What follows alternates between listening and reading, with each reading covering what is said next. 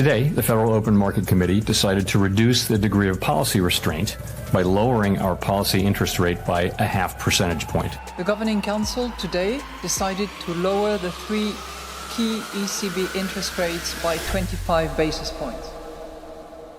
Si après avoir vu cette vidéo, tu ne sais pas exactement quelles sont les implications de telles annonces, quel est l'impact sur l'économie et sur les marchés financiers, bon, c'est pas très grave. Mais si tu as prévu de lancer un business, d'investir, ou même que tu veux travailler dans l'économie ou que tu veux travailler dans la finance, alors t'as pas le droit de ne pas savoir exactement de quoi ça parle et quelles sont les implications de tout ça. Et ça tombe bien parce que je vais tout expliquer dans cette vidéo et de façon très simple. Aujourd'hui, on va parler économie et je vais vous présenter toutes les notions essentielles pour comprendre l'économie mondiale. Vous allez voir, c'est pas très dur à comprendre. Je vais vous expliquer le rôle des banques centrales, quelles sont les politiques monétaires et également comment ces politiques monétaires permettent aux banques centrales d'atteindre leurs objectifs sur le long terme. Et on commence directement, prenez des notes parce que c'est vraiment hyper important de comprendre tout ça.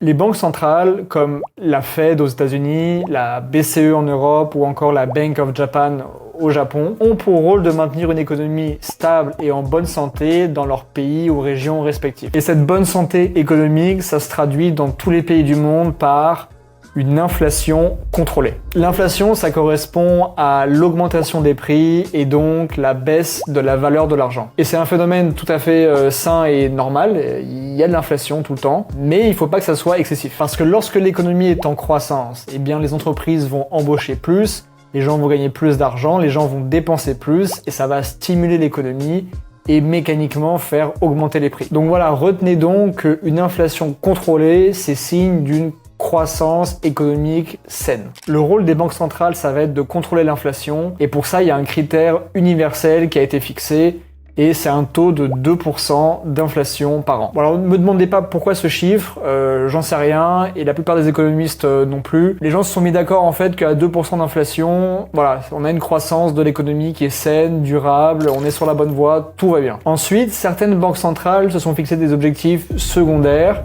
autre que juste contrôler l'inflation. C'est le cas par exemple de la Fed aux États-Unis qui, en plus de devoir contrôler l'inflation, doit également contrôler le taux de chômage et s'assurer que le taux de chômage ne parte pas dans tous les sens. Bon, tout cela étant dit, vous vous doutez bien que la banque centrale ne peut pas contrôler à elle seule les taux d'inflation. Il y a trop de paramètres qui rentrent en compte, trop d'éléments sur lesquels elle n'a pas le contrôle en fait. Mais par contre, la quantité d'argent qui circule dans l'économie, qu'on appelle en anglais la money supply, ça a un impact direct sur l'inflation. Et cette quantité d'argent, la banque centrale peut l'impacter fortement. Si le contenu te plaît, n'hésite pas à mettre un like sur la vidéo pour me donner un peu de force. Ça demande pas un gros effort, mais ça aide énormément. Tu peux aussi t'abonner et me suivre sur Insta et TikTok où je poste des formats beaucoup plus courts mais tout aussi intéressants. Parlons maintenant des politiques monétaires. Autrement dit, comment la banque centrale fait pour faire varier ces quantités d'argent qui circulent dans l'économie. Pour impacter la quantité d'argent qui circule dans son économie, la banque centrale va faire appel à ce qu'on appelle des politiques monétaire. Et en temps normal, donc c'est-à-dire quand on n'est pas en récession ou quand on n'est pas en pleine crise économique, elle a trois outils qu'on appelle les politiques monétaires traditionnelles. Petit 1, les réserves obligatoires.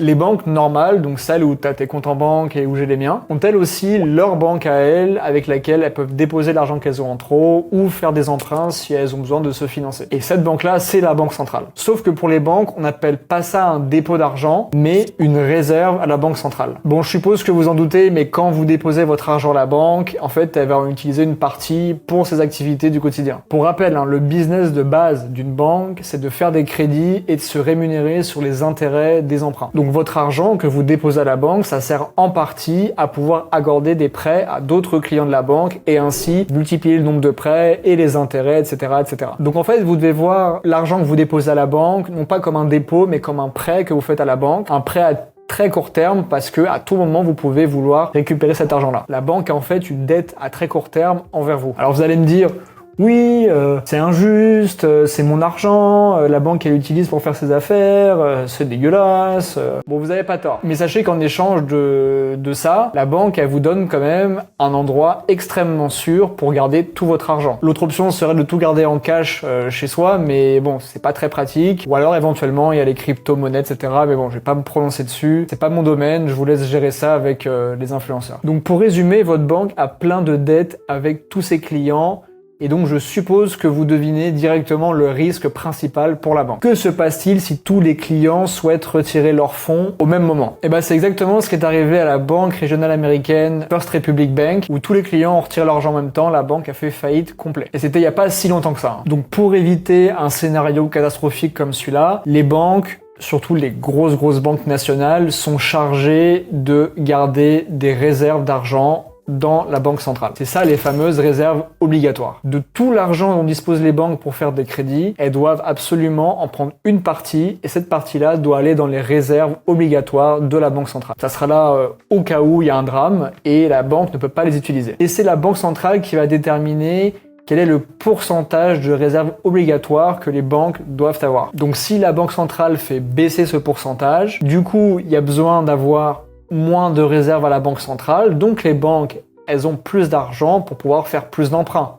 Donc il y a plus d'argent qui va circuler dans l'économie. Et donc ça fait augmenter la quantité d'argent dans l'économie. À l'inverse, si la banque centrale fait augmenter les taux pour les réserves obligatoires, eh bien les banques doivent laisser plus d'argent à la banque centrale, donc moins d'argent qu'elles peuvent utiliser pour faire des emprunts, donc moins d'emprunts en général, moins d'argent dans l'économie, la quantité, la money supply va baisser. 2. Les taux d'intérêt.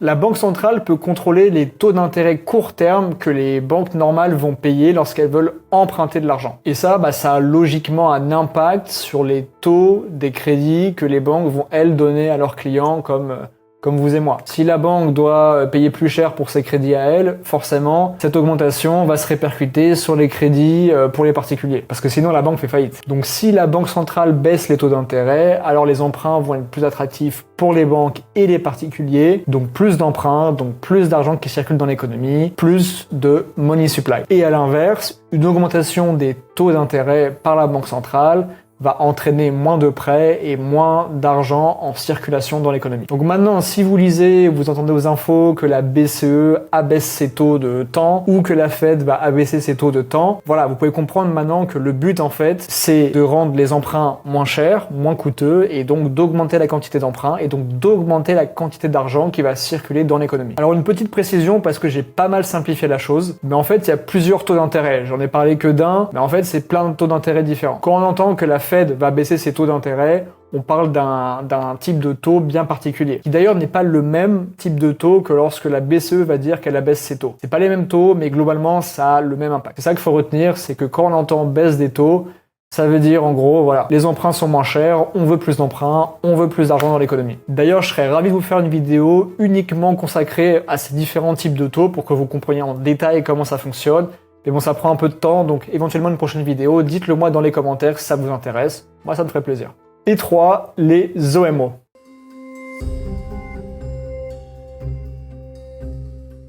Autrement dit, les Open Market Operations. En fait, la Banque centrale va pouvoir acheter ou vendre des bons du trésor sur les marchés financiers. Si la Banque centrale achète des bons du trésor, alors elle va relâcher de l'argent sur les marchés, l'argent qui a servi justement à payer ces bons du trésor. Donc la quantité d'argent qui circule dans l'économie augmente, logiquement. Et c'est un peu comme si la Banque centrale créait de l'argent à partir de rien, parce qu'en fait, là, cet argent-là n'existait pas. Si maintenant la Banque centrale va vendre des bons du trésor qu'elle avait en échange d'argent, argent qui circulait dans l'économie, effet inverse en fait, la Banque centrale va perdre ses bons du trésor, bon c'est juste un titre, récupérer de l'argent, cet argent n'est plus dans l'économie, donc c'est là où on dit que la Banque centrale peut détruire de l'argent. L'argent va disparaître de l'économie. Bon, très rapidement, je vous explique ce que c'est les bons du trésor. En fait, c'est un titre qui va être adossé à un emprunt d'argent. C'est une obligation en fait. Dans le cas précis des bons du trésor, ce sont en fait des titres de créances émis par les États, donc la France, l'Angleterre, l'Allemagne, etc.,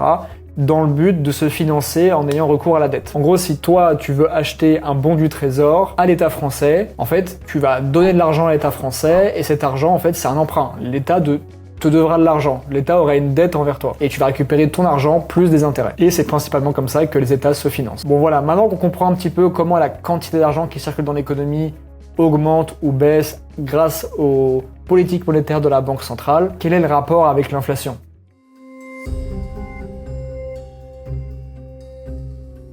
Pour comprendre comment ça fonctionne, il faut comprendre que dans l'économie, en fait, quasiment tout est régi par l'équilibre entre l'offre et la demande. Si la demande est plus forte que l'offre, les prix vont s'ajuster afin qu'on revienne à un état d'équilibre. Et à l'inverse, s'il y a plus d'offres que de demandes, les prix vont baisser pour revenir à un état d'équilibre. Et donc avec les mécanismes décrits précédemment que la Banque centrale peut utiliser, les politiques monétaires, le but va être de contrôler un peu cette inflation, la faire augmenter ou baisser pour rester à cet objectif de 2% qui est synonyme de croissance saine de l'économie. Et voilà, c'était les bases en économie, indispensables à toute personne voulant faire du business ou investir ou même faire de la finance. Si t'as appris un truc dans la vidéo, n'hésite pas à poser ton like, ça fait plaisir. Abonne-toi, n'hésite pas à commenter si t'as des questions et tu peux me suivre encore une fois sur Insta et TikTok pour des formats beaucoup plus courts. Tu peux aussi checker mes autres vidéos plus orientées sur la finance et les fusions-acquisitions, je te mets les liens dans la description. Ciao.